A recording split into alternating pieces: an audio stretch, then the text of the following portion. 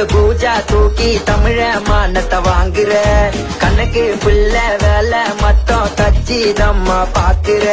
கட்சிக்குள்ள ஜாதி பேசி தமிழ ஒற்றுமைய ஒழிக்கிற அறிஞர் அண்ணாவை அசிங்கப்படுத்தி ஆட்சிக்கு வரதா துடிக்கிற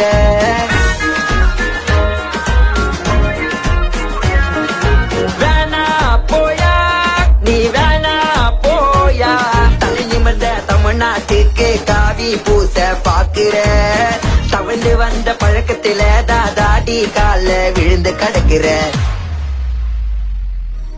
ஸ்டெர்லைட்ல சுட்டு புட்டு தெர்ல நீ நடிக்கிற மொத்தத்துல சட்டம் ஒழுங்க குழிய தோண்டி புதைக்கிற